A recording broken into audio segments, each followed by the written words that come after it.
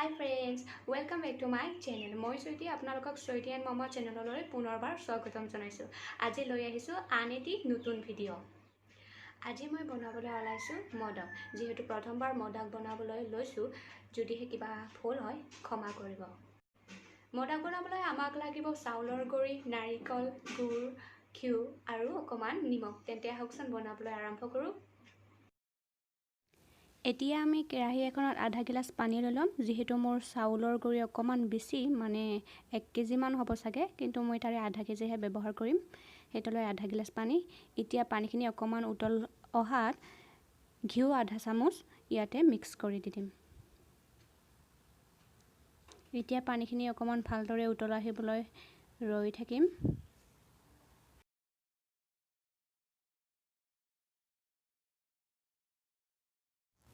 এয়া আমাৰ পানীখিনি ভালদৰে উতল অহাত আমি অকমান নিমখ দি দিছোঁ সোৱাদ অনুসৰি। এতিয়া পানীখিনি ভালদৰে উতল অহাৰ বাবে ইয়াৰে আধা চাউলৰ গুড়ি মই ইয়াতে ভালদৰে মিক্স কৰি ল'ম।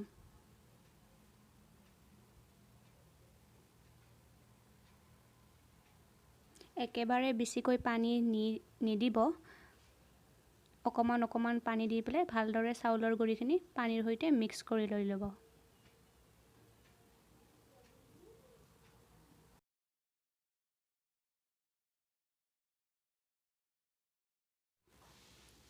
এতিয়া আমি আৰু অকমান পানী দি পেলাই ভালদৰে মিক্স কৰি লৈ ল'ম। এনেকৈ অকমান পানী দি পেলাই ভালদৰে মিক্স কৰি ল'ব।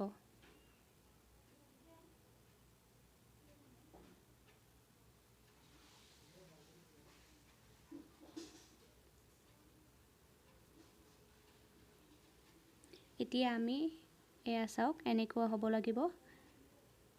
এতিয়া গেছটো বন্ধ কৰি থৈ পেলাই ঠাণ্ডা হ'বলৈ ভালদৰে ঢাকি থৈ দিম। চাউলৰ গুড়িখিনি ঢাকি থোৱালৈকে আমি ভিতৰৰ ষ্টাফখিনি বনাবলৈ আৰম্ভ কৰোঁ। এতিয়া কেৰাহীখন গৰম হ'বলৈ থৈ দিছোঁ। কেৰাহীখন গৰম হোৱাৰ লগে লগে আমি 1 চামুচৰ অকমান বেছি ঘিউ ইয়াতে গৰম কৰি ল'ম। এয়া মই ইয়াতে অন্নপূৰ্ণাৰ ঘিউ ব্যৱহাৰ কৰিছোঁ। আপোনালোকে যিকোনো ঘিউ ব্যৱহাৰ কৰিব পাৰে। এয়া মই ঘিউটো ইয়াতে গৰম হ'বলৈ দি দিছোঁ।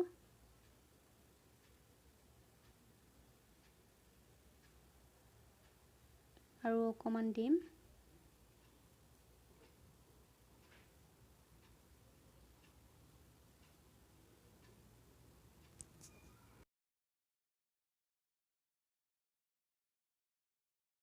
এতিয়া আমি ঘিউখিনি ভালদৰে গৰম হ'বলৈ থৈ দিম।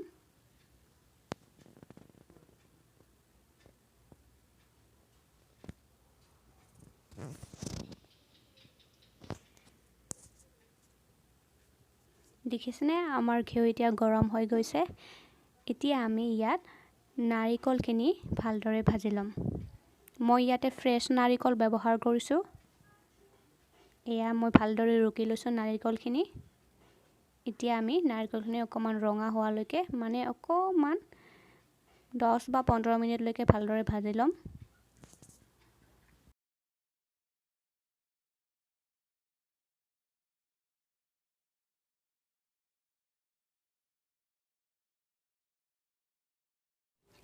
এয়া আমাৰ নাৰিকলটো 10 বা 15 মিনিটলৈকে ভালদৰে ভজা হ'ল।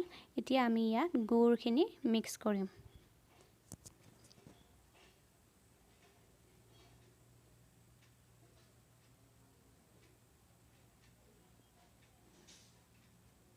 মই ইয়াতে অকমান গুড় ব্যৱহাৰ কৰিছোঁ।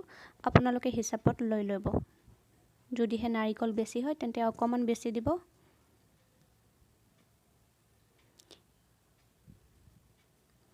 এতিয়া আমি নাৰিকল আৰু গুড়খিনি ভালদৰে মিক্স কৰি লৈ ল'ম। ভালদৰে গুড়খিনি গলি যোৱালৈকে আমি এইখিনি ভাজি ল'ম।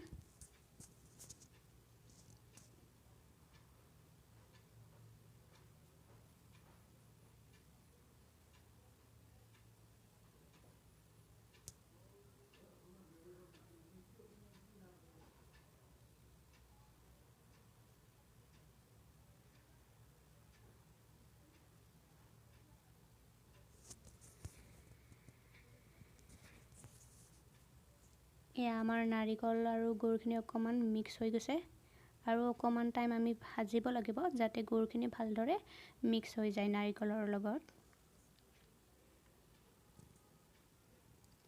এয়া চাওক আমাৰ নাৰিকলৰ আৰু গুৰ মানে নাৰিকল আৰু গুৰ ভালদৰে মিক্স হৈ গ'ল। এতিয়া আমি গেছটো অফ কৰি পেলাই নাৰিকলখিনি ভালদৰে ঠাণ্ডা হ'বলৈ এৰি দিম। তেতিয়ালৈকে আমি চাউলৰ গুড়িখিনি ভালদৰে আটা মুঠাৰ দৰে ভালদৰে মুঠি ল'ম। আমি চাউলৰ গুড়িখিনি আটা মুঠাৰ দৰে ভালদৰে মুঠি ল'ম। যদিহে আপোনালোকৰ চাউলৰ গুড়িখিনি মোৰ দৰে হৈ আছে তেতিয়াহ'লে অকণমান পানী দি পেলাই নৰ্মেল পানী দিব। নৰ্মেল পানী দি পেলাই নৰ্মেল ঠাণ্ডা পানী দি পেলাই ভালদৰে মুঠি ল'ব। এতিয়া মই ইয়াত অকণমানকৈ ঘিউ দিছোঁ। ঘিউ দি পেলাই ভালদৰে মুঠি ল'ম। এয়া আকৌ দিছোঁ। এতিয়া লাড়ু বনাম। লাড়ু বনাওঁতে যদি ফাট মেলে তেতিয়াহ'লে আপোনালোকে আকৌ ভালদৰে চাউলৰ গুড়িখিনি মুঠি ল'ব। এতিয়া লুচি বনোৱাৰ দৰে ভালদৰে বেলি ল'ম। বেলি লৈ পেলাই আমি মদাকৰ শ্বেপটো বনাবলৈ আৰম্ভ কৰিম।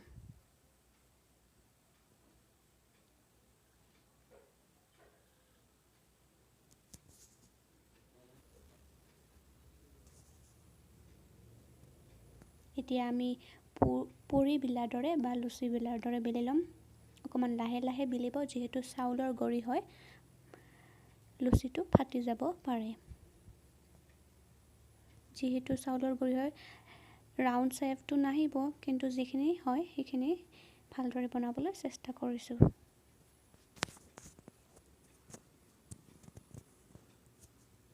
এয়া দেখিছেনে অকণমান ফাটি গৈছে আমাৰ চাউলৰ পুৰিটো বা লুচিটো মানে ৰাউণ্ড শ্বেপটোত।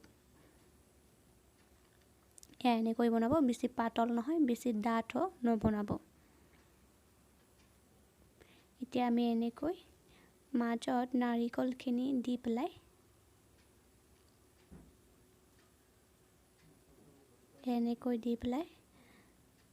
ফল্ড কৰিবলৈ আৰম্ভ কৰিম। এনেকৈ ড্ৰেপ কৰিবলৈ আৰম্ভ কৰিম। মদাক কম মমৰ শ্বেপ বেছি লাগিছে ন।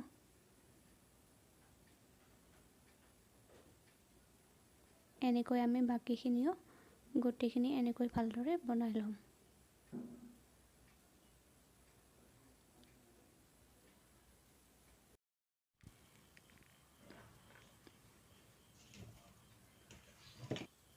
এয়া আমাৰ গোটেইখিনি বনোৱা হৈ গৈছে।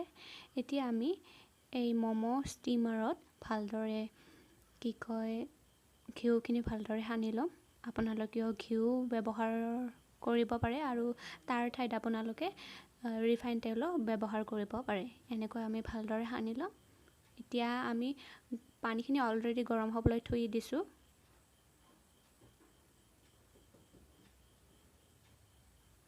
এতিয়া আমি এনেকৈ অকণমান মদাখিনি অকণমান দূৰত থৈ দিম যাতে লাগি নধৰে এটাৰ লগত আনটো।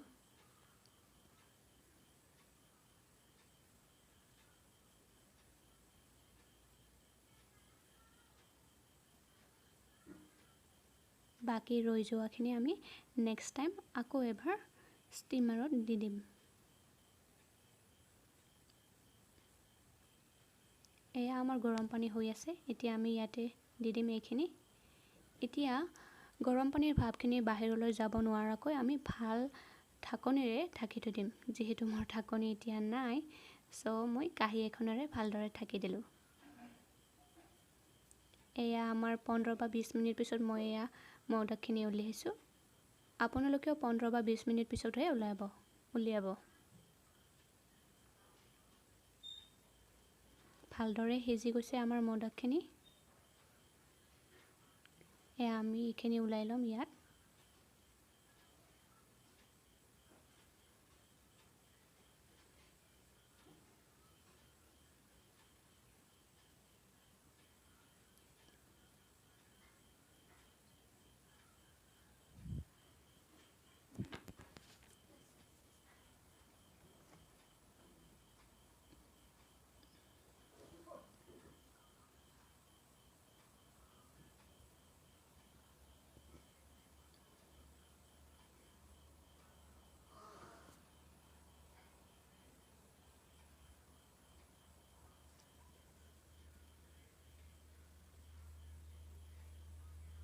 এতিয়া আমি বাকি মোদাকখিনিও ইয়াতে দি দিম সিজিবলৈ। বাকিখিনি মই কেইটামান লাৰুও বনাই দিছোঁ।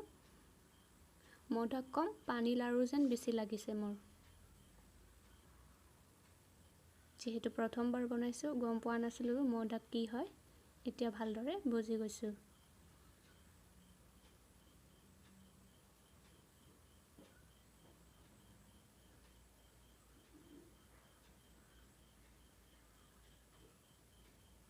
এতিয়া আমি আকৌ এইখিনি ভালদৰে ঢাকি থৈ দিম।